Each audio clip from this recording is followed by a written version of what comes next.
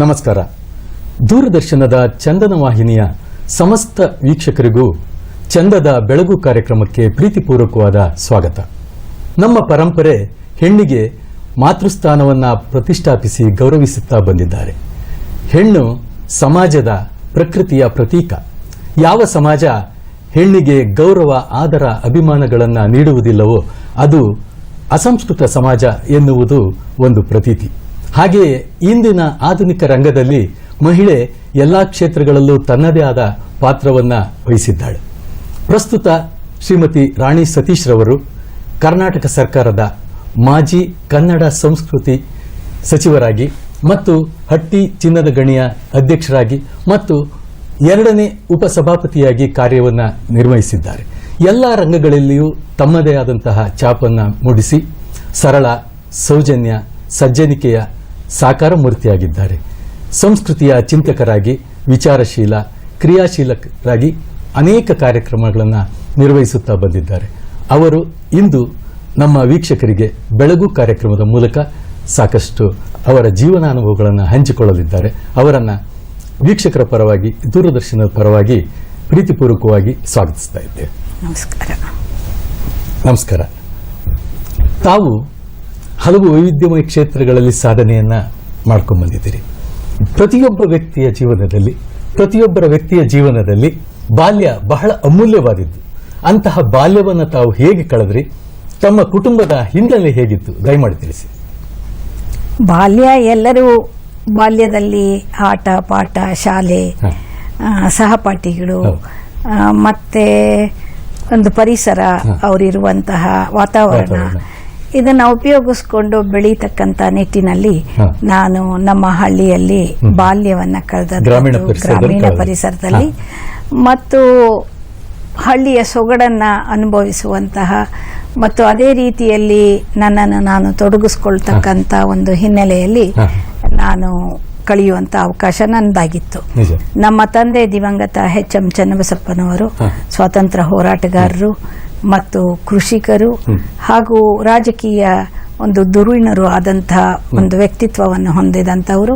ರಾಜ್ಯವನ್ನ ಅನೇಕ ವಿವಿಧ ಹಂತಗಳಲ್ಲಿ ಸೇವೆ ಸಲ್ಲಿಸಿದಂಥ ಅವರ ಮನೆಯಲ್ಲಿ ನಾನು ಬೆಳೆದು ಆ ಪರಿಸರದಲ್ಲಿ ಬೆಳೆದಂಥ ಹಿನ್ನೆಲೆ ಒಳಗೆ ನನಗೂ ರಾಜಕಾರಣಕ್ಕೂ ಒಂದು ನಂಟನ್ನು ತಂದಂಥದ್ದು ತುಂಬಾ ನನ್ನ ಬದುಕಿನಲ್ಲಿ ಹೆಚ್ಚು ಮಾರ್ಪಾಡಾಗಕ್ಕೆ ಸಾಧ್ಯ ಆಯಿತು.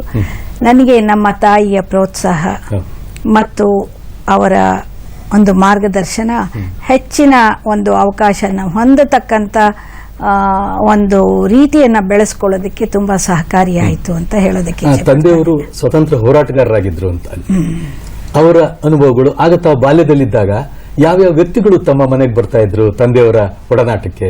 ಅದನ್ನ ನೆನಪು. ನಮ್ಮ ತಂದೆಯವರು ಸ್ವಾತಂತ್ರ್ಯ ಹೋರಾಟ ಸಂಗ್ರಾಮದಲ್ಲಿ ಜೈಲಿಗೆ ಹೋದಂಥದ್ದು ನಾನು ಕಣ್ಣಾರೆ ನೋಡಿದಂಥದ್ದು. ಆವಾಗ ಜೈಲು, ಸೆರೆವಾಸ, ಸ್ವಾತಂತ್ರ್ಯ ತುಂಬಾ ಚಿಕ್ಕವಳು. ಆದ್ರೂ ನನ್ನ ತಮ್ಮ ತೀರ್ಕೊಂಡಾಗ ನಮ್ಮ ತಂದೆ ಜೈಲಿನಲ್ಲಿ ಇದ್ರು. ಅದೊಂದು ಕಹಿ ಅನುಭವ. ಮನೆಯಲ್ಲಿ ಯಾರು ಹೆಚ್ಚು ದೊಡ್ಡವರು ಇಲ್ಲದೆ ಇದ್ದಂತ ಸಂದರ್ಭದಲ್ಲಿ ತಂದೆ ಸ್ವಾತಂತ್ರ್ಯ ಹೋರಾಟದ ಸಂಗ್ರಾಮದಲ್ಲಿ ಜೈಲಿನಲ್ಲಿ ಇದ್ದಾಗ ನಮ್ಮ ತಾಯಿ ನಿಭಾಯಿಸಿದಂತ ಡಾಕ್ಟರ್ಗಳ ಕೊರತೆ ಇರ್ಬೋದು, ಅಲ್ಲಿ ಅವ್ರನ್ನ ಪರಿಸ್ಥಿತಿ ಬಹಳ ಇದಾಯ್ತು. ಆವಾಗ ಕಾಯಿಲೆಗಳನ್ನ ವಾಸಿ ಮಾಡುವಂತದ್ದಿದ್ರೂ ಹೆಚ್ಚು ನೆರವು ಸಿಕ್ಲಿಲ್ಲ. ಹಂಗಾಗಿ ತಮ್ಮನನ್ನ ಕಳೆದುಕೊಂಡಾಗ, ನಮ್ಮ ತಾಯಿ ಮಗುವನ್ನ ಕಳೆದುಕೊಂಡಾಗ ಪರಿಸರ, ಮನೆ ಇದು ನನಗೆ ಒಂದು ಹೆಚ್ಚಿನ ನೋವನ್ನ ಕೊಟ್ಟಂತ ಸಂಗತಿ. ತದನಂತರ ನಾವು ಬೆಳೆದು ದೊಡ್ಡವರಾದಾಗ ಶಾಲೆಯಿಂದ, ಹಳ್ಳಿ ಶಾಲೆಯಿಂದ ಪಟ್ಟಣ ಶಾಲೆಗೆ, ಪಟ್ಟಣ ಶಾಲೆಯಿಂದ ಹಳ್ಳಿ ಶಾಲೆಗೆ ವರ್ಗಾವಣೆ ಆಗ್ತಕ್ಕಂಥದ್ದು. ಯಾಕೆಂದ್ರೆ ರಾಜಕೀಯದಲ್ಲಿ ಕ್ಷೇತ್ರದಿಂದ ಗೆದ್ದು ಆರಿಸಿ ಬಂದಾಗ ನಾವು ತಂದೆಯ ಜೊತೆ, ತಾಯಿಯ ಜೊತೆ ಪಟ್ಟಣಕ್ಕೆ ಬಂದು ದೊಡ್ಡ ದೊಡ್ಡ ಶಾಲೆಯಲ್ಲಿ ಓದ್ತಕ್ಕಂಥ ಅವಕಾಶ. ತದನಂತರ ಅವರು ವಾಪಸ್ಸು ಅವಧಿ ಮುಗಿದಾಗ ಅಥವಾ ಹಿನ್ನಡೆ ಆದಾಗ ಹಳ್ಳಿಗೆ ಹೋದಾಗ ಹಳ್ಳಿಯ ಬದುಕನ್ನ ಕಾಣ್ತಕ್ಕಂಥದ್ದು. ಈ ವ್ಯತ್ಯಾಸದಲ್ಲಿ ನಮ್ಗೆ ಸ್ವಲ್ಪ ಗೊಂದಲ ಆಗಿದ್ದಂತೂ ನಿಜ ಅಂತ. ತಾವು ಗ್ರಾಮೀಣ ಪರಿಸರ ಹಾಗೂ ಪಟ್ಟಣದ ಎರಡೂ ಸೊಗಡನ್ನ ಕಂಡು ಉಂಡು ಬೆಳೆದವರು. ತಮ್ಮ ವಿದ್ಯಾರ್ಥಿ ಜೀವನ ಹೇಳ್ತಾರೆ, students life is golden life ಅಂತ. ವಿದ್ಯಾರ್ಥಿ ಜೀವನದ ನೆನಪುಗಳು ಹೇಗೆ ಅದನ್ನ ತಿಳಿಸಿ. ವಿದ್ಯಾರ್ಥಿ ಜೀವನದಲ್ಲಿ ನನಗೆ ನಾನು ಮೈಸೂರಿನ ಅಲ್ಲಿ ಓದುವಂಥ ಸಂದರ್ಭದಲ್ಲಿ ಹೆಚ್ಚು ಹೆಣ್ಣು ಮಕ್ಕಳಿಗೆ ವಿದ್ಯಾಭ್ಯಾಸ ಕೊಡಿಸುವಂಥದ್ದು ಅವತ್ತಿನ ದಿನಮಾನಗಳಲ್ಲಿ ಸ್ವಲ್ಪ ಕಷ್ಟ ಅನ್ನಿಸ್ತಾ ಇತ್ತು, ಕಡಿಮೆ ಅನ್ನಿಸ್ತಾ ಇತ್ತು. ನಮ್ಮ ತಂದೆಗಂತೂ ಸುತಾರಾಮ್ ಇಷ್ಟ ಇರಲಿಲ್ಲ. ಯಾಕೆಂದ್ರೆ ನಾವು ಪಟ್ಟಣದಲ್ಲಿ ಮನೆ ಇರಲಿಲ್ಲ, ಹಳ್ಳಿಯಿಂದ ಹೆಣ್ಮಕ್ಳನ್ನ ದೂರದ ಮೈಸೂರಿಗೆ ಕಳಿಸುವಂಥದ್ದೇ ದೊಡ್ಡದು ಅನ್ನೋಂಥ ಭಾವನೆ ಅವತ್ತಿನ ದಿವಸ. ಹಾಗಾಗಿ ಅವರು ಓದೋದಕ್ಕೆ ಅಷ್ಟೊಂದು ಪ್ರೋತ್ಸಾಹ ಕೊಡೋ ಅಂತ ಹಂತದಲ್ಲಿ ಇಲ್ಲದೆ ಇದ್ದಾಗ ನಮ್ಮ ತಾಯಿ ಅಲ್ಲೇ ಮನೆ ಮಾಡಿ ನನಗೋಸ್ಕರ ಓದಿಸೋ ಅಂತ ಹಂತದಲ್ಲಿ ಅವರು ತಾಯಿಯವರು ಹೆಣ್ಣೊಂದು ಕಲಿತರೆ ಶಾಲೆಯನ್ನು ತೆರೆದಂತೆ ಅನ್ನುವಂಥದ್ದು ಆ ರೀತಿಯಲ್ಲಿ ಅವರು ಪ್ರೋತ್ಸಾಹ ಕೊಟ್ಟಾಗ ನನಗೆ ಕಾಲೇಜಿನಲ್ಲಿ ಓದೋ ಅಂತ ಅವಕಾಶ ಮತ್ತು ಕ್ರೀಡಾ ವಿಭಾಗದಲ್ಲಿ ನನ್ನನ್ನು ನಾನು ತೊಡಗಿಸ್ಕೊಳ್ತಕ್ಕಂಥ ಸದಾವಕಾಶ ಆಯಿತು. ನಾನು ರಾಜ್ಯ ಮಟ್ಟದ ಖೋಖೋ ಆಟಗಾರ್ತಿಯಾಗಿ ಓಟದಲ್ಲಿ ರಾಜ್ಯವನ್ನ ಪ್ರತಿನಿಧಿಸುವಂತ ಅವಕಾಶ ಹಾಗೂ ಅನೇಕ ಕ್ರೀಡೆಗಳಲ್ಲಿ ಬಹುಮಾನಗಳನ್ನ ಪಡೆದುಕೊಳ್ತಕ್ಕಂಥ ಭಾಗವಹಿಸುವಂತ ಅವಕಾಶ ನಮ್ಮ ತಂದೆಗೆ ಅಷ್ಟು ಅವರು ಪ್ರೋತ್ಸಾಹ ಕೊಡದೇ ಇದ್ರು, ನಮ್ಮ ತಾಯಿ ಅದಕ್ಕೆ ಹೆಚ್ಚು ಪ್ರೋತ್ಸಾಹ ಕೊಟ್ಟು ನನಗೆ ಅವರು ಕ್ರೀಡೆಗಳಲ್ಲಿ ಸಾಂಸ್ಕೃತಿಕ ವಿಚಾರಗಳಲ್ಲಿ ಭಾಗವಹಿಸುವಂತ ಒಂದು ಅವಕಾಶಗಳನ್ನ ಚಿಕ್ಕಂದಿನಿಂದ ನಾನು ರೂಢಿಸ್ಕೊಂಡು ಬಂದೆ. ತಾವು ವಿದ್ಯಾರ್ಥಿ ಜೀವನವನ್ನ ನಡೆಸ್ತಿದ್ದಾಗ್ಲೇನೆ ರಾಜಕೀಯ ಪ್ರಭಾವ ತಮಗಿತ್ತು. ಆದ್ರೆ ನಂತರ ತಾವು ವೃತ್ತಿ, ಪ್ರವೃತ್ತಿ, ಹವ್ಯಾಸ, ಸಾಹಿತ್ಯ, ಕೃಷಿ ಈ ರೀತಿ ಯಾವುದನ್ನ ತಾವು ಹೆಚ್ಚು ಇದಾಗಿ ತೊಡಗಿಸ್ಕೊಂಡ್ ಬಂದ್ರಿ? ಕಾಲೇಜ್ ಮುಗಿದಾಗನೇ ಇನ್ನು ಮುಗಿಯಕ್ ಮುಂಚೆ ನಂದು ಮದುವೆ ಆಯ್ತು. ತದನಂತರ ಅತ್ತೆ ಮನೆಯಲ್ಲಿ ಮಕ್ಕಳು, ಹೀಗೆ ಒಂದು ಬೇರೆ ರೀತಿಯ ಬದುಕನ್ನ ಕಾಣ್ತಕ್ಕಂಥದ್ದು. ತದನಂತರ ನಾನು ನನ್ನನ್ನ ತೊಡಗಿಸ್ಕೊಳ್ತಕ್ಕಂಥ ಇದರಲ್ಲಿ ಸಂಗೀತ ಕಲಿಯುವಂಥದ್ದು, ಅಂದ್ರೆ ವೀಣೆ, ನನ್ನ ಪತಿ ಸತೀಶ್ ಅವರ ಒಂದು ಪ್ರೋತ್ಸಾಹ ಇತ್ತು. ಇದರಲ್ಲಿ ತೊಡಗಿಸ್ಕೊಳ್ಳುವಂಥ ಅವಕಾಶ. ನಂತರ ನನ್ನನ್ನು ಯಾವುದೋ ಸರ್ಕಾರೇತರ ಸಂಸ್ಥೆಗಳಲ್ಲಿ ಕೆಲಸ ಮಾಡ್ತಕ್ಕಂಥದ್ದು, ಮಕ್ಕಳನ್ನು ಬೆಳೆಸುವಂಥದ್ದು, ಹೀಗೆ ನನ್ನ ಸ್ವಲ್ಪ ಬದುಕಿನ ಬೇರೆ ಹಾದಿಯನ್ನು ನಾನು ಕಂಡುಕೊಂಡಾಗ ಒಂದು ಸಾರ್ವಜನಿಕ ಬದುಕಿನಲ್ಲಿ ಬರಲು ಪ್ರೋತ್ಸಾಹ ಆಯಿತು. ದಿವಂಗತ ನಮ್ಮ ತಂದೆಯವರು 1983ರಲ್ಲಿ ನಿಧನರಾದ ನಂತರ, ಯಾಕೆಂದ್ರೆ ಅವರು ಹೆಣ್ಣು ಮಕ್ಕಳಿಗೆ ರಾಜಕೀಯದಲ್ಲಿ ಪ್ರೋತ್ಸಾಹ ಕೊಡ್ತಾ ಇರಲಿಲ್ಲ, ಹಾಗಾಗಿ ನಾನು ಅವರ ನಿಧನ ನಂತರ 83ರಲ್ಲಿ ಬೆಂಗಳೂರು ಜಿಲ್ಲೆ ನಗರದ ಮಹಿಳಾ ಅಧ್ಯಕ್ಷೆಯಾಗಿ ನಾನು ಅವಕಾಶವನ್ನ ಮತ್ತು ಜವಾಬ್ದಾರಿಯನ್ನು ತೆಗೆದುಕೊಂಡು ಮಹಿಳಾ ಕಾಂಗ್ರೆಸ್ಸಿನ ಅಧ್ಯಕ್ಷೆಯಾದೆ. ತದನಂತರ ನಾನು ರಾಜ್ಯ ಮಟ್ಟದ ಮಹಿಳಾ ಕಾಂಗ್ರೆಸ್ ಅಧ್ಯಕ್ಷೆಯಾಗಿ ಒಂದು 16 ವರ್ಷಗಳು ಮೇಲ್ಪಟ್ಟು ಅಧ್ಯಕ್ಷ ಸ್ಥಾನದಲ್ಲಿ ನಾನು ಪಕ್ಷಕ್ಕೆ ದುಡಿಯುವಂತಹ ಅವಕಾಶ ನನ್ನದಾಯಿತು. ತಾವು ಸಕ್ರಿಯ ರಾಜಕಾರಣದಲ್ಲಿ ಪಕ್ಷಕ್ಕೆ ದುಡಿಯುವಂತ ಅವಕಾಶ ಸಿಕ್ತು ಅಂತ ಹೇಳಿದ್ರಿ. ನಂತರ ಹೇಗೆ ತಾವು ಮುಂದುವರಿಕೊಂಡು ಬಂದ್ರಿ? ನಂತರ ನಾನು ಒಂದು 16-17 ವರ್ಷ ಒಂದು ಅಧ್ಯಕ್ಷೆಯಾಗಿ ಪಕ್ಷಕ್ಕೆ ಸೇವೆ ಮಾಡ್ತಕ್ಕಂಥ ನಿಟ್ಟಿನಲ್ಲಿ ಇಡೀ ರಾಜ್ಯಾದ್ಯಂತ ನಾನು ಪ್ರವಾಸ ಮಾಡ್ತಕ್ಕಂಥದ್ದು ಆದಾಗ ನನಗೆ ಒಂದು ಮೇಲ್ಮನೆ ವಿಧಾನ ಪರಿಷತ್ತು ಏನು ಇವತ್ತು ನಾವು ಒಂದು ರಾಜಕಾರಣದಲ್ಲಿ ಉತ್ತುಂಗದ ಒಂದು ಸದನ ಇದೆ, ಅಲ್ಲಿ ನನಗೆ ಬರುವಂಥ ಒಂದು ಅವಕಾಶ ಆಯಿತು. ಆವಾಗ ವೀರಪ್ಪ ಮೊಯ್ಲಿಯವರು ಮುಖ್ಯಮಂತ್ರಿಗಳಾಗಿದ್ದರು. ನಾನು 1992ರಲ್ಲಿ ವಿಧಾನ ಪರಿಷತ್ತಿಗೆ ಆಯ್ಕೆಯಾಗಿ ಅವಿರೋಧವಾಗಿ ಆಯ್ಕೆಯಾಗಿ ನಾನು ಸದನಕ್ಕೆ ಪ್ರವೇಶ ಮಾಡಿದೆ. ತದನಂತರ 2 ವರ್ಷದ ಅವಧಿಯಲ್ಲೇ 2ನೇ ಮಹಿಳಾ ಉಪಸಭಾಪತಿಯಾಗಿ ನಾನು ಜವಾಬ್ದಾರಿಯನ್ನು ಹೊರುವಂಥ ಅವಕಾಶ ನನ್ನದಾಯಿತು. ಆವಾಗ ನನಗೆ ರಾಜಕಾರಣದಲ್ಲಿ ಒಳ ಹೊರ ಅನೇಕ ಪಕ್ಷಗಳ ಒಂದು ನಿಭಾಯಿಸ್ತಕ್ಕಂಥ ತಿಳಿದುಕೊಳ್ಳುವಂತಹ ಒಂದು ಅವಕಾಶವನ್ನು ನಾನು ಆ ಸ್ಥಾನಮಾನದಲ್ಲಿ ಹೊಂದಿದಂಥದ್ದು ನನಗೆ ಒಂದು ಸುವರ್ಣ ಅವಕಾಶ. ತದನಂತರ ನಾನು ಉಪಸಭಾಪತಿಯಾಗಿ ಆಯ್ಕೆಯಾದ ನಂತರ ನನ್ನ ಜವಾಬ್ದಾರಿಯಲ್ಲಿ ಹೆಚ್ಚಿನ ಅವಕಾಶದಲ್ಲಿ ನಾನು ರಾಜಕಾರಣವನ್ನು ಅರಿಯುವಂಥ ಅವಕಾಶದ ನಂತರ ಅವಧಿ ಮುಗಿದಾಗ ನಾನು ಪಕ್ಷದಲ್ಲಿ ಮತ್ತೆ ಚುನಾವಣೆಗೆ ಅಪೇಕ್ಷೆ ಮಾಡಿದಾಗ ನನಗೆ ಅವಕಾಶ ತಪ್ಪಿತು. ತದನಂತರ ನಾನು ಹಿರಿಯರನ್ನು ಸೋನಿಯಾ ಗಾಂಧಿಯವರನ್ನ ಭೇಟಿಯಾಗಿ ನನಗೆ ಮತ್ತೊಮ್ಮೆ ಅವಕಾಶವನ್ನು ಕೊಡಿ ಅಂತ ಹೇಳಿದಾಗ ನಾನು ಅಭ್ಯರ್ಥಿಯಾಗಿ ಸ್ಪರ್ಧೆ ಮಾಡೋದಕ್ಕೆ ಇವತ್ತಿನ ಶಾಸಕರಾಗಿರ್ತಕ್ಕಂಥ ಮಾನ್ಯ ಉಗ್ರಪ್ಪನವರ ಎದುರಿಗೆ ನಾನು ಚುನಾವಣೆಯನ್ನು ಎದುರಿಸಬೇಕಾಯಿತು. ವಿಧಾನ ಪರಿಷತ್ತಿನಲ್ಲಿ. ನಂತರ ಬಹಳ ಕಡಿಮೆ ಅಂತರದಿಂದ ನನ್ನ ಪಕ್ಷದ ಮತಗಳು ಕಡಿಮೆ ಇದ್ರೂ ಸಹ ಅನೇಕ ವಿರೋಧ ಪಕ್ಷಗಳ ಸಹಕಾರದಿಂದ ನನಗೆ ಮತ್ತೆ ವಿಧಾನ ಪರಿಷತ್ತನ್ನು ಪ್ರವೇಶ ಮಾಡ್ತಕ್ಕಂಥ ಒಂದು ಅವಕಾಶ ನನಗೆ ರಾಜಕೀಯದಲ್ಲಿ ಒಂದು ಮೈಲಿಗಲ್ಲು ತಿರುವು ಅಂದರೆ ತಪ್ಪಾಗ್ಲಿಕ್ಕಿಲ್ಲ. ನನಗೆ ಅದು ಅಷ್ಟು ಮಹತ್ತರವಾಗಿ ಚುನಾವಣೆಯನ್ನು ಎದುರಿಸಿ ಆ ಚುನಾವಣೆಯಲ್ಲಿ ನನಗೆ ಎಲ್ಲವೂ ಗೊಂದಲ ಆಗಿತ್ತು. ನನಗೆ ಅಷ್ಟೊಂದು ನಾನು ತೀವ್ರವಾಗಿ ಅದನ್ನು ಪರಿಗಣಿಸಲಿಲ್ಲ.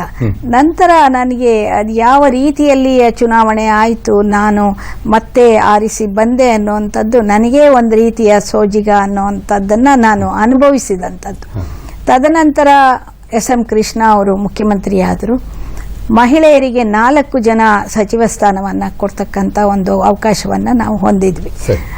ಅದರಲ್ಲಿ ನನಗೆ ಕನ್ನಡ ಮತ್ತು ಸಂಸ್ಕೃತಿ ಇಲಾಖೆಯನ್ನು ಜವಾಬ್ದಾರಿಯನ್ನು ಕೊಟ್ಟಾಗ ನಾನು ಸಾಹಿತ್ಯ, ಸಂಗೀತ, ನೃತ್ಯ, ಅನೇಕ ಸಾಂಸ್ಕೃತಿಕ ಪ್ರಾಕಾರಗಳನ್ನು ಒಂದು ವಿಸ್ತಾರವಾಗಿ ನೋಡುವಂಥ ಅವಕಾಶ ಆಯಿತು. ಸಾಹಿತ್ಯದಲ್ಲೂ ಅಷ್ಟು ಸಾಹಿತಿಗಳ ಒಡನಾಟ ಇರ್ಬೋದು, ಅವರ ಕಾರ್ಯಕ್ರಮಗಳಿರ್ಬೋದು, ಅವರ ಪುಸ್ತಕ ಪ್ರಕಟಣೆಗಳಿರ್ಬೋದು, ಮತ್ತು ಅವರ ಒಂದು ಸಾಹಿತ್ಯವನ್ನು ಪುನರ್ ಪ್ರಕಟಿಸಿ ಅವರಿಗೆ ಶತಮಾನೋತ್ಸವದ ಸಂದರ್ಭದಲ್ಲಿ ಅವುಗಳನ್ನು ಕೊಡ್ತಕ್ಕಂಥ ಅವಕಾಶ ನನಗಾಯಿತು. ಮತ್ತು ಅದು ಅನೇಕ ಪ್ರಕಾರಗಳಲ್ಲಿ ಸಾಹಿತ್ಯ ಹೆಂಗೆ ಅಂದರೆ, ಸಾಹಿತ್ಯ ಅನ್ನೋದು ಹರಿದಷ್ಟು ದೂರ, ಇಳಿದಷ್ಟು ಆಳ, ವಿಸ್ತಾರವಾದಷ್ಟು ವಿಸ್ತಾರ ಅನ್ನುವಂಥದ್ದು ಸಾಹಿತ್ಯದ ಒಂದು ಮಜಲು. ಅದರಲ್ಲಿ ನಾನು ತೊಡಗಿಸ್ಕೊಂಡಾಗ ನನ್ನ ಭಾಷೆ, ಒಂದು ಬರವಣಿಗೆ, ಇದಕ್ಕೆ ಹೆಚ್ಚು ಕೊಟ್ಟು ನಾನು ಅದರಲ್ಲಿ ತೊಡಗಿಸ್ಕೊಂಡದ್ದು ಒಂದು ರೀತಿಯ ಸಂಸ್ಕೃತಿ ಅನ್ನೋದನ್ನು ಆಳವಾಗಿ ತಿಳ್ಕೊಳ್ಳುವಂಥ ಅವಕಾಶ ಆಯಿತು ನನಗೆ. ತಾವು ಗೃಹಿಣಿಯಾಗಿ, ತಾಯಿಯಾಗಿ, ಸಚಿವರಾಗಿ ಎಲ್ಲವನ್ನು ಕೂಡ ತಾವು ನಿಭಾಯಿಸಿದಂಥ ಅನುಭವಗಳನ್ನು ತಿಳಿಸಿ. ಪುರುಷನಿಗೆ ಹೋಲಿಸಿದರೆ ಮಹಿಳೆಯರಿಗೆ ಒಂದು ಅವಕಾಶ ಬಂದಾಗ ಅಧಿಕಾರವನ್ನು ಅವಕಾಶವನ್ನಾಗಿ ಪರಿವರ್ತನೆ ಮಾಡ್ಕೊಂಡು ಕೆಲಸ ಮಾಡುವಂಥದ್ದು ತುಂಬ ಕಷ್ಟ. ಪುರುಷರಿಗೆ ಮಡದಿಯಾಗಲಿ, ತಾಯಿಯಾಗಲಿ, ಸಹೋದರಿಯಾಗಲಿ ಅವರಿಗೆ ಅನೇಕ ವಿಧದಲ್ಲಿ ಸಹಾಯ ಮಾಡ್ತಕ್ಕಂಥವ್ರು ಇರ್ತಾರೆ. ಆದರೆ ಒಬ್ಬ ಮಹಿಳೆಗೆ ಅದನ್ನು ಅನುಭವಿಸುವಾಗ ಆಕೆಯೇ ಎಲ್ಲವೂ ಮನೆಯನ್ನು ನೋಡ್ತಕ್ಕಂಥ, ನಿಭಾಯಿಸ್ತಕ್ಕಂಥ ಜವಾಬ್ದಾರಿ ಇದ್ದಾಗ ಆಕೆಗೆ ಸ್ವಲ್ಪ ಕಷ್ಟ ಆಗುವಂಥದ್ದು ಸಹಜ. ಮಕ್ಕಳನ್ನ ನೋಡ್ಕೋಬೇಕು, ಅವ್ರ ವಿದ್ಯಾಭ್ಯಾಸದ ಕಡೆಗೆ ಗಮನ ಕೊಡಬೇಕು, ಮತ್ತು ಹಿರಿಯರಿದ್ದರೆ ಅವರು ಬಂಧು ಬಳಗ, ಅಧಿಕಾರ, ಮನೆ ಇವುಗಳನ್ನೆಲ್ಲ ಮತ್ತು ಮನೆಯವರ ಬೇಕು ಬೇಡಗಳನ್ನು ಪೂರೈಸ್ತಕ್ಕಂಥ ಜವಾಬ್ದಾರಿ ಹೆಚ್ಚಿನದಾಗಿರ್ತದೆ. ಇದು ನಿಜವಾಗ್ಲೂ ಒಂದು ಕಷ್ಟಕರವಾದ್ದು. ಒಬ್ಬ ಮಹಿಳೆ ರಾಜಕಾರಣಕ್ಕೆ ಬಂದರೆ, ಒಬ್ಬ ಮಹಿಳೆ ಅಧಿಕಾರಕ್ಕೆ ಬಂದರೆ, ಒಬ್ಬ ಅಧಿಕಾರಿಯಾಗಿ, ಒಬ್ಬ ರಾಜಕಾರಣಿಯಾಗಿ ಯಾವುದೇ ಕ್ಷೇತ್ರದಲ್ಲಿ ದುಡಿತಕ್ಕಂಥ ಮಹಿಳೆಯರು ಅದನ್ನು ಹೆಚ್ಚು ಜವಾಬ್ದಾರಿಯುತವಾಗಿ ತೆಗೆದುಕೊಂಡು ಹೋಗ್ತಕ್ಕಂಥ ಶಕ್ತಿ ಹೆಚ್ಚಾಗಿ ವಿನಿಯೋಗಿಸ್ತಕ್ಕಂಥದ್ದು ಸಹಜ ಅಂತ ನನ್ನ ಭಾವನೆ. ಒಂದು ಕುಟುಂಬ ಅಥವಾ ಒಂದು ಸಂಸಾರ ಆನಂದ ಸಾಗರವಾಗಬೇಕು ಅನ್ನೋದು ಪ್ರಮುಖ ಅಂಶಗಳನ್ನು ತಾವು ಯಾವ್ದು ಹೇಳ್ತೀರಿ? ಯಶಸ್ವಿ ಕುಟುಂಬ, ಆನಂದ ಸಾಗರ ಅನ್ನಬೇಕು ಅಂದ್ರೆ ತಮ್ಮ ಅನುಭವದಲ್ಲಿ ಯಾವುದನ್ನು ಹೇಳಿ? ಯಾವಾಗಲೂ ಸಮಾಜ, ಕುಟುಂಬ ಇವು ಒಂದಕ್ಕೊಂದು ಹೊಂದ್ಕೊಂಡಿರುವಂಥದ್ದು. ಸಮಾಜದಲ್ಲಿ ಒಂದು ಕುಟುಂಬ ಸಮೃದ್ಧಿಯಾಗಿ ಸಂತೃಪ್ತಿಯಾಗಿದ್ದರೆ ಇಡೀ ಸಮಾಜ ಸಂತೃಪ್ತಿ ಆಗಿರ್ತದೆ ಅನ್ನುವಂಥದ್ದು ನನ್ನ ಭಾವನೆ. ಅದರಲ್ಲಿ ಕುಟುಂಬದಲ್ಲಿ ಒಬ್ಬ ಮಹಿಳೆ ಎಲ್ಲ ಪಾತ್ರಗಳನ್ನು ನಿಭಾಯಿಸಬೇಕಾಗ್ತದೆ. ಕಾರ್ಯೇಶು ಮಂತ್ರಿ ದಿಶೇಶು ಅನ್ನೋಂಥ ಒಂದು ವ್ಯಾಖ್ಯಾನವನ್ನು ನಾನು ಅದರಲ್ಲಿ ನೋಡಿದಾಗ ನಿಜವಾಗ್ಲೂ ಎಲ್ಲ ಹಂತದಲ್ಲೂ ಮಹಿಳೆ, ಒಬ್ಬ ಮುಖ್ಯಮಂತ್ರಿಯಾಗಿ ಮನೆಯನ್ನು ನಿಭಾಯಿಸಬೇಕಾದಂಥ ಜವಾಬ್ದಾರಿ ಆಕೆಗಿರ್ತದೆ.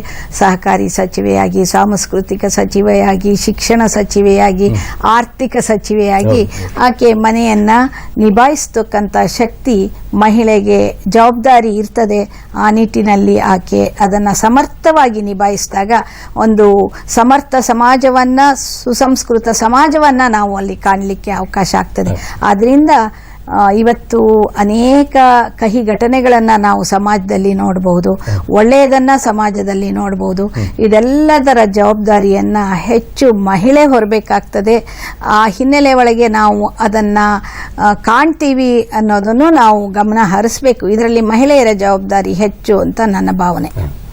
ನಿಮ್ಮ ಎಲ್ಲ ವೈವಿಧ್ಯಮಯ ಕ್ಷೇತ್ರಗಳ ನಿರಂತರ ಹೋರಾಟದ ಜೀವನದಲ್ಲಿ ಜಯಶೀಲರಾಗೇ ಬಂದಿದ್ದೀರಿ. ಈ ಯಶಸ್ಸಿನ ಗುಟ್ಟೇನು? ಹೋರಾಟ ಅನ್ನೋದು ಜೀವನದಲ್ಲಿ ಅನಿವಾರ್ಯ, ಎಲ್ಲರಿಗೂ ಇರ್ತಕ್ಕಂಥದ್ದು. ಬದುಕಬೇಕು, ಬದುಕು ಕಟ್ಕೋಬೇಕು, ಬದುಕಿನಲ್ಲಿ ಬೆಳಿಬೇಕು, ಅವಕಾಶವನ್ನು ಹೊಂದಬೇಕು ಅನ್ನೋವಂಥದ್ದು ಒಂದು ಹೋರಾಟದ ಹಿನ್ನೆಲೆಯಲ್ಲೇ ಹೋರಾಟ ವಿವಿಧ ರೀತಿಯಲ್ಲಿ ಹೋರಾಟ ಇರ್ಬೋದು. ಮಹಿಳೆಗೆ ಒಂದು ಕುಟುಂಬದಲ್ಲಿ ಹೋರಾಟ ಮಾಡಿ ಬರ್ತಕ್ಕಂಥದ್ದು, ಹಲವರ ವಿರೋಧದ ಮಧ್ಯೆ ಹೊರಗಡೆ ಬರ್ತಕ್ಕಂಥದ್ದು, ಇವೆಲ್ಲ ಸವಾಲುಗಳು ಇರ್ತವೆ. ಆದರೆ ನನಗೆ ನನ್ನ ಒಂದು ರಾಜಕೀಯ ಹಿನ್ನೆಲೆ ಇದ್ದಂಥ ಸಂದರ್ಭದಲ್ಲಿ ನನಗೆ ಅದರ ಆಳ, ಅರಿವು, ವಿಸ್ತಾರ ಇದ್ರ ತಿಳಿದಿತ್ತು. ಯಾಕೆಂದ್ರೆ ತಂದೆಯವರು ಬಹಳ ದೀರ್ಘಕಾಲ ರಾಜಕಾರಣದಲ್ಲಿದ್ದಾಗ, ಸಚಿವರಾಗಿದ್ದಾಗ ನಾನು ಅವರ ಬೇಕು ಬೇಡಗಳನ್ನು ಮತ್ತು ಕ್ಷೇತ್ರದ ಜನತೆಗಳನ್ನು ಅವರ ಒಂದು ಬೇಕು ಬೇಡಗಳನ್ನು ಪೂರೈಸ್ತಕ್ಕಂಥದ್ದು.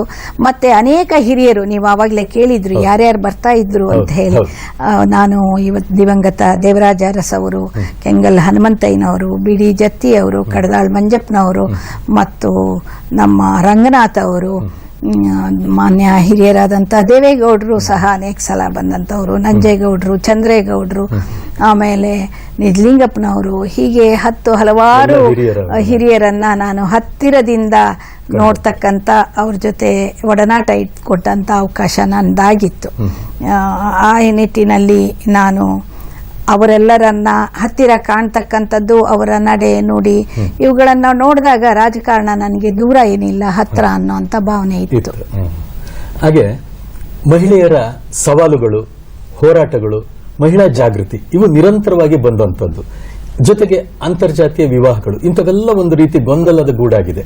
ಇದಕ್ಕೆ ತಾವು ಮಹಿಳಾ ಸಚಿವರಾಗಿ ಮತ್ತು ಸಂಸ್ಕೃತಿ ಚಿಂತಕರಾಗಿ ಇವುಗಳ ಬಗ್ಗೆ ಯಾವ ರೀತಿ ಆಲೋಚಿಸ್ತಾ ಇದ್ದೀರಿ? ಮಹಿಳೆಗೆ ಸವಾಲು ಅನ್ನುವಂಥದ್ದು ಪ್ರತಿಯೊಂದು ಸವಾಲಾಗಿ ಆಕೆ ಸ್ವೀಕಾರ ಮಾಡಿದಾಗ ಅದಕ್ಕೆ ಸಮರ್ಥವಾಗಿ ತನ್ನನ್ನು ತಾನು ಒಗ್ಗಿಸ್ಕೊಳ್ತಕ್ಕಂಥ ಒಂದು ಚಿಂತನೆ ಇರಬೇಕು. ಅದು ಅಂತರ್ಜಾತೀಯ ವಿವಾಹಗಳು ಇತ್ತೀಚೆಗೆ ಬಹಳಷ್ಟು ನಡೀತಾ ಇರುವಂತ ಸಂದರ್ಭದಲ್ಲಿ ಅನೇಕ ಘರ್ಷಣೆಗಳನ್ನ ನಾವು ನೋಡ್ತೇವೆ. ಆ ಹೆಣ್ಣು ಮಕ್ಕಳನ್ನ ಹೊಡೆದು ಬಡಿದು ಸುಟ್ಟಾಕುವಂಥದ್ದನ್ನು ನೋಡ್ತೇವೆ. ಮನೆಯಿಂದ ಅವರನ್ನ ಹೊರಗೆ ಅಟ್ಟುವಂತಹ ಕೆಲಸವನ್ನ ಧರ್ಮಗಳ ಸಂಘರ್ಷಗಳನ್ನ ನಾವು ನೋಡ್ತೇವೆ. ನನಗಂತೂ ಅನ್ಸುವಂಥದ್ದು, ಮಹಾತ್ಮ ಗಾಂಧೀಜಿಯವರು ಏನು ಒಂದು ವರ್ಗಗಳ ಮಧ್ಯೆ, ಅದು ಬಸವಣ್ಣವರು ಇರ್ಬೋದು, ವಿವೇಕಾನಂದರು ಇರ್ಬೋದು, ಮಹಾತ್ಮ ಗಾಂಧೀಜಿಯವರು ಇರ್ಬೋದು, ಅಥವಾ ಅಂಬೇಡ್ಕರ್ ಇರ್ಬೋದು, ಹಲವಾರು ದಾರ್ಶನಿಕರು ಈ ಧರ್ಮ ಸಂಘರ್ಷಗಳಿಗೆ ತೆರೆಯನ್ನು ಎಳೆಯುವಂತಹ ಪ್ರಯತ್ನವನ್ನು ಮಾಡಿದ್ರು. ಆದರೂ ಸಹ ಅದಕ್ಕೆ ನಾವು ನಿರೀಕ್ಷಿಸಿದ ಮಟ್ಟಕ್ಕೆ ಅದಕ್ಕೆ ತೆರೆ ಎಳೆಯುವಂಥದ್ದಾಗದೆ ಇರುವಂಥ ಸಂದರ್ಭವನ್ನು ಇವತ್ತಿನ ಒಂದು 22ನೇ ಶತಮಾನದಲ್ಲೂ ನಾವು ನೋಡ್ತಾ ಇದ್ದೀವಿ. ಇದಕ್ಕೆ ಹೆಚ್ಚು ಜಾಗೃತಿಯನ್ನ ಮತ್ತು ಮಹಿಳೆಯರು ಹೊಂದಬೇಕಾದಂಥದ್ದು. ಈಗ ಅಂತರ್ಜಾತಿ ವಿವಾಹ ಅಂತಾಗ ಆ ವಿವಾಹದಲ್ಲಿ ಘರ್ಷಣೆ ತರುವಂತಹ ಪ್ರಯತ್ನವನ್ನ ನಾವು ಮಾಡಬಾರ್ದು. ಅವರು ಹೊಂದಿಕೊಂಡು ಬಾಳಿದಾಗ, ಬದುಕಿದಾಗ ಅದೇ ಒಂದು ದೊಡ್ಡ ಒಂದು ಸಮಾಜಕ್ಕೆ ಕೊಡುಗೆ. ಅದರಲ್ಲಿ ಉತ್ತಮ ಮಕ್ಕಳನ್ನ ಕೊಡುವಂಥ ತಾಯ್ತನ, ಇವು ಆ ಮಕ್ಕಳಿಗೆ ಒಂದು ಸಂಸ್ಕಾರವನ್ನು ಕೊಟ್ಟು ಉತ್ತಮ ಪ್ರಜೆಯನ್ನಾಗಿ ಸಮಾಜಕ್ಕೆ ಅರ್ಪಣೆ ಮಾಡ್ತಕ್ಕಂಥದ್ದಿದೆಯಲ್ಲ, ಅದು ಮಹಿಳೆಯರಿಗೆ ಹೆಚ್ಚಿನ ಒಂದು ಗುರುತರವಾದಂಥ ಜವಾಬ್ದಾರಿ ಅಂತ ನಾನು ಭಾವಿಸ್ತೇನೆ. ಆ ನಿಟ್ಟಿನಲ್ಲಿ ಮಕ್ಕಳು ಅಂತರ್ಜಾತಿ ವಿವಾಹ ಆಗಲಿ, ವಿವಾಹ ಆಗಿ ಯೋಗ್ಯರಾಗಿ ಬಾಳಿ ಬದುಕಿದಾಗ ಮಾತ್ರ ಇಂಥ ಸಮಸ್ಯೆಗಳಿಗೆ ಉತ್ತರ ದೊರಕ್ತದೆ ಮತ್ತು ಒಂದು ಸಾಮಾಜಿಕ ಸಾಮರಸ್ಯವು ಸಮಾಜದಲ್ಲಿ ಇರ್ತದೆ ಅನ್ನೋದಕ್ಕೆ ಇದೆಲ್ಲ ಸಾಕ್ಷಿಗಳು. ಬಸವಣ್ಣನವರು 12ನೇ ಶತಮಾನದಲ್ಲೇ ಅಂತರ್ಜಾತಿ ವಿವಾಹವನ್ನ ಮಾಡಿದಾಗ ಅವರಿಗೆ ದೊರಕಿದಂತಹ ಅನೇಕ ಕಷ್ಟ ನಷ್ಟಗಳನ್ನು ನಾವು ನೋಡಿದಾಗ ಅವರು ಮಾಡಿದಂಥ ಒಂದು ಪ್ರಯತ್ನ ಅವತ್ತು ಒಂದು ಸುಸಂಸ್ಕೃತ ಸಮಾಜವನ್ನು, ಉತ್ತಮವಾದಂಥ ಸಮಾಜವನ್ನು ಮತ್ತು ಜಾತಿಗಳಲ್ಲಿ ಸಂಘರ್ಷಗಳನ್ನು ತಡೆಯತಕ್ಕಂಥ ಪ್ರಯತ್ನ, ಮತ್ತು ಸಂವಿಧಾನದಲ್ಲಿ ಡಾಕ್ಟರ್ ಅಂಬೇಡ್ಕರ್ ಅವರು ಕೊಟ್ಟಂಥ ವಚನ ಸಾಹಿತ್ಯದಲ್ಲಿ, ದಾಸ ಸಾಹಿತ್ಯದಲ್ಲಿ, ಸಂವಿಧಾನದಲ್ಲಿ ಕೊಟ್ಟಂಥದ್ದು ಬದುಕಿಗೆ ಭರವಸೆ, ಭಾಷೆಗೆ ದೇಶೀಯತೆ ಮತ್ತೆ ಧರ್ಮಕ್ಕೆ ಒಂದು ನೆಲೆಯನ್ನ ನಾವು ಬದುಕಿನಲ್ಲಿ ಕಂಡುಕೋಬೇಕನ್ನುವಂಥ ಸಂದೇಶ ಇದೆಯಲ್ಲ, ಅದು ಎಲ್ಲ ಧರ್ಮಗಳು ಅದನ್ನೇ ಹೇಳೋದು. ಅದರಲ್ಲಿ ನಾವು ಭಿನ್ನವಾದಂಥ ಧರ್ಮ ಅಂತ ಹೇಳ್ಬೋದು. ಎಲ್ಲ ಧರ್ಮಗಳ ವಿಚಾರಧಾರೆ ಒಂದೇ ಆಗಿರ್ತದೆ, ಆದರೆ ಭಿನ್ನ ರೀತಿಯಲ್ಲಿ ಅವರು ಹೇಳೋದನ್ನು, ಅದು ಇಸ್ಲಾಂ ಧರ್ಮ ಇರ್ಬೋದು, ಬೌದ್ಧ ಧರ್ಮ ಇರ್ಬೋದು, ಹಿಂದೂ ಧರ್ಮ ಇರ್ಬೋದು, ನಾವು ಅದನ್ನ ಇವತ್ತು ಹಿಡ್ಕೊಂಡು ಸಂಘರ್ಷ ಮಾಡುವಂಥದ್ದು ಸೂಕ್ತ ಅಲ್ಲ ಅಂತ ನನ್ನ ಭಾವನೆ. ನಾವು ಸಾಮಾನ್ಯ ಎಲ್ಲ ಕಡೆ ಕೇಳ್ತೀವಿ, ಅಂದಿನ ಪೀಳಿಗೆ ಇಂದಿನ ಪೀಳಿಗೆ, ಇಂದು ಯುವ ಜನಾಂಗ ಹಾದಿ ತಪ್ತಾ ಇದ್ದಾರೆ, ಯುವಕರ ಹಿಡಿತ ಇಲ್ಲದೆ ಇದೆ, ರಾಷ್ಟ್ರ ಪ್ರೇಮ ಅಥವಾ ಯಾವುದೇ ಒಂದು ಇದರಲ್ಲಿ ತೊಡಗಿಸ್ಕೊಳ್ತಾ ಇಲ್ಲ, ಯುವ ಜನಾಂಗದ ಬಗ್ಗೆ ತಮ್ಮ ಮಾರ್ಗದರ್ಶನವಾದ ನುಡಿಗಳನ್ನು ಏನು? ಇದರಲ್ಲಿ ನನಗೆ ಇವತ್ತಿನ ಯುವ ಪೀಳಿಗೆ ಮಾರ್ಗದರ್ಶನ ತಪ್ತಾ ಇದೆ ಅನ್ನೋಂಥದ್ದು ಒಂದು ಅಂಶದಲ್ಲಿ ನಾವು ಮಾತಾಡ್ತೀವಿ. ಇಂದಿನ ಸಮಾಜ ಹಿಂದೆ ಹಂಗಿರ್ಲಿಲ್ಲ, ಕಾಲ ಒಂದೇ, ಆದ್ರೆ ನಾವು ಬದಲಾಗಿದ್ದೀವಿ ಅನ್ನೋಂಥದ್ದು ಕೆಲವು ಸಲ ಅನಿಸ್ತದೆ. ನಮ್ಮ ಒಂದು ರೀತಿ ನೀತಿಗಳು, ವಿಚಾರಧಾರೆಗಳು ಇವತ್ತು ಬದಲಾಗಿದೆ, ಹಿಂದಿನಂಗಿಲ್ಲ. ಹೆಚ್ಚು ಹೆಚ್ಚು ಅವಕಾಶಗಳು ಮಕ್ಕಳಿಗೆ ದೊರೀತಾ ಇದೆ, ವಿದ್ಯಾಭ್ಯಾಸ ದೊರೀತಾ ಇದೆ. ಒಂದು ಯಾವುದೇ ಒಂದು ಸರ್ಕಾರದ ಸವಲತ್ತುಗಳನ್ನು ಉಪಯೋಗಿಸ್ಕೊಂಡು ಹಿಂದುಳಿದ ವರ್ಗದವರು ಸಹ ಮುಂದುವರಿಯುವಂಥ ಒಂದು ಸುವರ್ಣ ಅವಕಾಶ. ಅದರ ಜೊತೆಗೆ ಅವಕಾಶದಲ್ಲಿ ಒಂದು ಕೆಲವು ನಿಯಮಗಳನ್ನು ನಾವು ಪಾಲಿಸ್ಕೊಂಡು ರೀತಿ ನೀತಿಗಳನ್ನು, ಆಚಾರ ವಿಚಾರಗಳನ್ನು ಬಿಡದೆ ಅವಕಾಶಗಳಲ್ಲಿ ನಾವು ತಂದುಕೊಂಡಾಗ ಅದೊಂದು ಸಂಸ್ಕೃತಿಯನ್ನು ಅನ್ನೋ ಪದವನ್ನು ನಾವು ಅಲ್ಲಿ ಬಳಸಿದ್ರೆ ತಪ್ಪಾಗ್ಲಿಕ್ಕಿಲ್ಲ. ಅದನ್ನು ನಾವು ಹೆಚ್ಚಾಗಿ ತರಬೇಕಾದಂಥದ್ದು. ಯಾವುದೇ ಕುಟುಂಬ ಮುಖ್ಯ, ಕುಟುಂಬದಲ್ಲಿ ತಾಯಿ ಪಾತ್ರ ಬಹಳ ಹಿರಿದು. ಮಹಿಳೆಯರು ಮೀಸಲಾತಿಯಲ್ಲಿ ರಾಜಕಾರಣಕ್ಕೆ ಬರುವಂತ ಅವಕಾಶ ಆಗಿದೆ, ಕೆಲಸದಲ್ಲಿ ಅವರಿಗೆ ಅವಕಾಶಗಳು ಹೆಚ್ಚಾಗಿದೆ, ಅದರ ಜೊತೆಗೆ ಜವಾಬ್ದಾರಿನೂ ಹೆಚ್ಚಾಗಿದೆ ಅನ್ನೋದನ್ನ ನಾವು ತಿಳ್ಕೋಬೇಕು. ಮನೆಯಲ್ಲಿ ಮಕ್ಕಳು ಏನ್ ಮಾಡ್ತಾ ಇದ್ದಾರೆ, ಅವರ ರೀತಿ ನೀತಿಗಳೇನು, ಅವರ ಆಗು ಹೋಗುಗಳೇನು ಅನ್ನುವಂತ ಗಮನಿಸೋದು ಬಹಳ ಮುಖ್ಯವಾಗಿ ಇರಬೇಕಾದಂಥದ್ದು. ಆವಾಗ ಅವರಿಗೆ ಮಾರ್ಗದರ್ಶನ ಕೊಡ್ತಕ್ಕಂಥದ್ದು. ಅವರಿಗೆ ಈ ಏನು ಕೆಲವು ವಿಚಾರಗಳಲ್ಲಿ ನಾವು ಇವತ್ತು ನೋಡ್ತಾ ಇದ್ದೇವೆ, ಅದು ಆಗಬಾರ್ದು. ಸಮಾಜದಲ್ಲಿ ಒಂದು ಉತ್ತಮ ಸಮಾಜವನ್ನ ನಿರ್ಮಾಣ ಮಾಡಬೇಕಾದಾಗ ಉತ್ತಮ ರೀತಿಯನ್ನ ನಾವು ಅಳವಡಿಸ್ಕೊಳ್ಬೇಕು. ಅದರಲ್ಲಿ ಗಾಂಧೀಜಿಯವರು ರಾಜಕಾರಣದಲ್ಲಿ ಅವರು ಇವತ್ತು ಇಡೀ ದೇಶವನ್ನ ಒಬ್ಬ ಸಂತನಾಗಿ, ಒಬ್ಬ ರಾಜಕೀಯ ಮುತ್ಸದ್ದಿಯಾಗಿ ಅವರು ಒಂದು ದೇಶದ ಆಡಳಿತವನ್ನ ಸ್ವತಂತ್ರ ಭಾರತಕ್ಕೆ ತರ್ತಕ್ಕಂಥ ಸ್ವಾತಂತ್ರ್ಯವನ್ನ ತಂದುಕೊಟ್ಟಂತವ್ರು. ಅವರು ಅದನ್ನ ಧರ್ಮದ ಮೂಲಕ ನೋಡಿದ್ರು, ಅಹಿಂಸೆಯ ಮೂಲಕ ನೋಡಿದ್ರು, ಒಬ್ಬ ಆಧ್ಯಾತ್ಮಿಕ ಸಂತನಾಗಿ ಅದನ್ನ ನೋಡಿದಂತ ಹಿನ್ನೆಲೆಯನ್ನ ನಾವು ಮಹಾತ್ಮ ಗಾಂಧೀಜಿಯವರು ಅವರು ಹುತಾತ್ಮರ ದಿನಾಚರಣೆಯನ್ನ ಅವರ ಹೆಸರಿನಲ್ಲಿ ನಾವು ಆಚರಣೆ ಮಾಡ್ತಾ ಇದ್ದೀವಿ. ಅದು ಇವತ್ತಿನ ದಿವಸ ಬಹಳ ಬೇಕಾದಂಥದ್ದು. ಒಬ್ಬ ಮಹಿಳೆ ನಡು ರಾತ್ರಿಯಲ್ಲಿ ಒಬ್ಬಳೇ ಹೋಗುವಂಥ ಸಮಾಜ ನಮ್ಮದಾಗಬೇಕು ಅಂತ ಕನಸು ಕಂಡವರಲ್ಲಿ ಮಹಾತ್ಮ ಗಾಂಧೀಜಿಯವರು. ಆದರೆ ಇವತ್ತು ಮಹಿಳೆಯರು ರಾತ್ರಿಯಲ್ಲಿ ಹೋಗ್ತಕ್ಕಂಥ ಅವತ್ತು ಅವ್ರ ಕೆಲಸದ ಪಾಳಿಯನ್ನು ಮುಗಿಸ್ಕೊಂಡು ಬರುವಂಥ ಸಂದರ್ಭದಲ್ಲಿ ಆಗ್ತಕ್ಕಂಥ ಒಂದು ಅಹಿತಕರ ಘಟನೆಗಳು ನಿಜವಾಗ್ಲೂ ಯೋಗ್ಯ ಅಲ್ಲ, ಅದು ಆಗಬಾರ್ದು. ಒಬ್ಬ ಪುರುಷರು ಮಹಿಳೆಯನ್ನ ನೋಡ್ತಕ್ಕಂಥ ದೃಷ್ಟಿಕೋನಗಳಲ್ಲಿ ವ್ಯತ್ಯಾಸ ಆಗಿದೆ. ಇದನ್ನ ಬದಲಾಯಿಸಿಕೊಂಡು ಯುವ ಪೀಳಿಗೆಗಳು ಸಹ ಒಂದು ಉತ್ತಮ ರೀತಿಯಲ್ಲಿ ಮಹಿಳೆಯರನ್ನ ಗೌರವಿಸ್ತಕ್ಕಂಥ ಸಮಾನರು ಅನ್ನೋಂಥ ಭಾವನೆ ಕಂಡಾಗ ಇದು ಆಗಲಿಕ್ಕೆ ಸಾಧ್ಯ ಇಲ್ಲ. ಅದಾಗಬೇಕಾದದ್ದು ಆದ್ಯ ಕರ್ತವ್ಯ.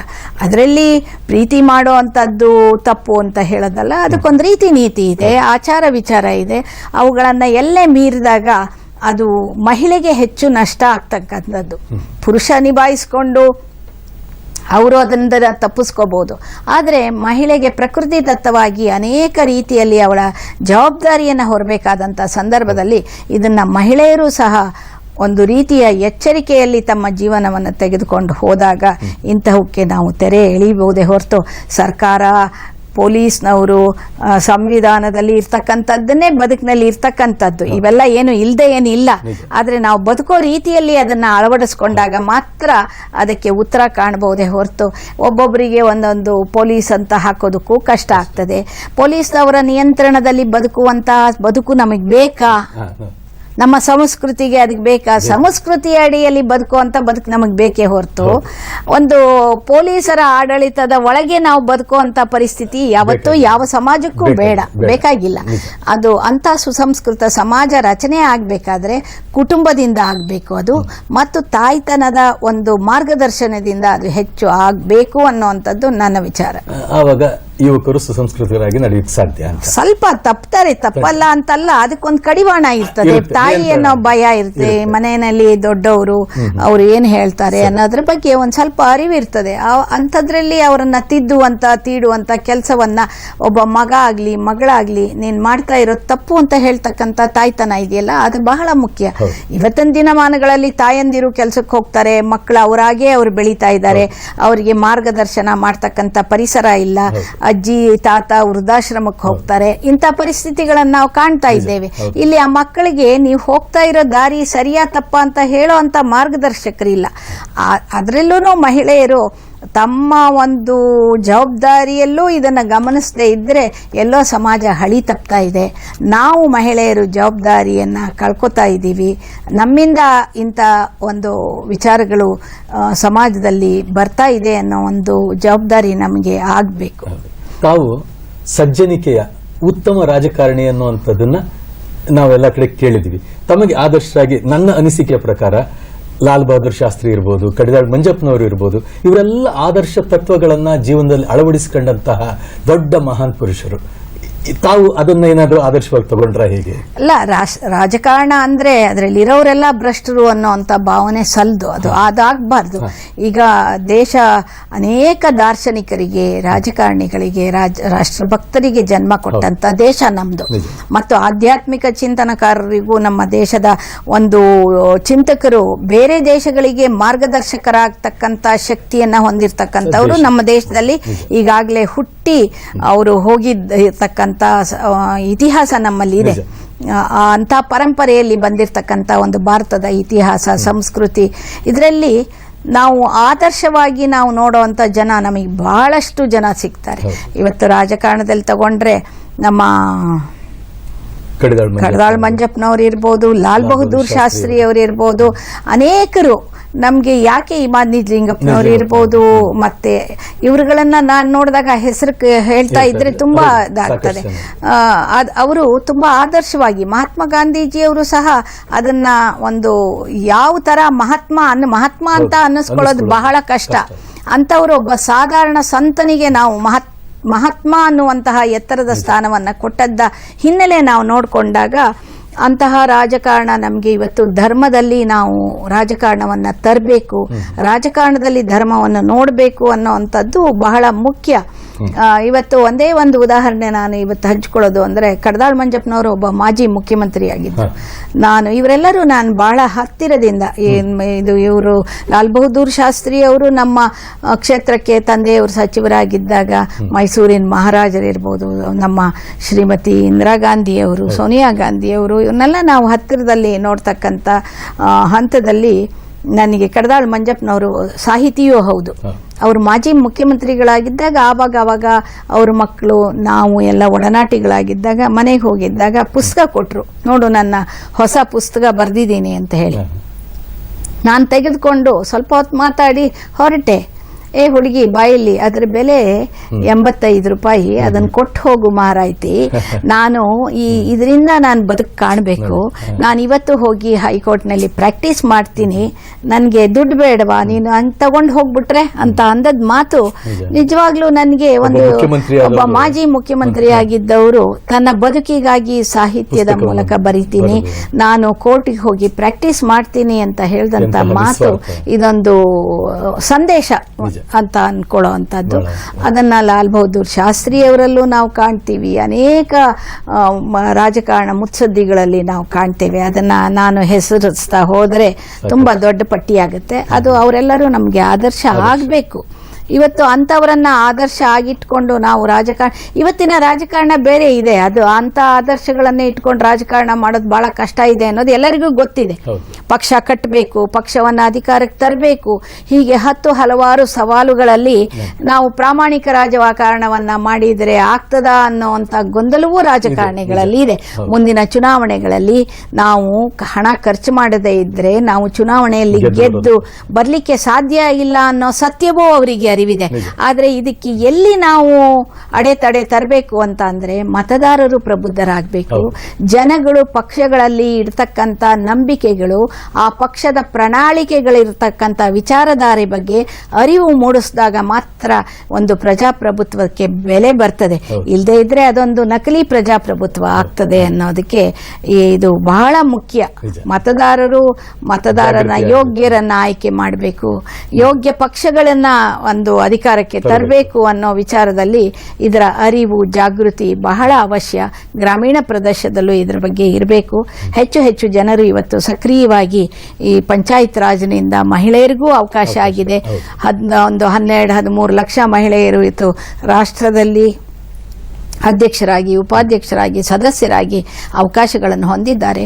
ಅವರೆಲ್ಲರೂ ತಮ್ಮ ಪ್ರಾಮಾಣಿಕ ಪ್ರಯತ್ನದಲ್ಲಿ ಉತ್ತಮ ರಾಜಕಾರಣವನ್ನು ತರ್ತಕ್ಕಂಥ ಪ್ರಯತ್ನವನ್ನು ಮಾಡಿದಾಗ ಅದೊಂದು ದೊಡ್ಡ ಕೊಡುಗೆ ರಾಜಕಾರಣದಲ್ಲೂ ಆಗಬೇಕು ಅನ್ನೋದು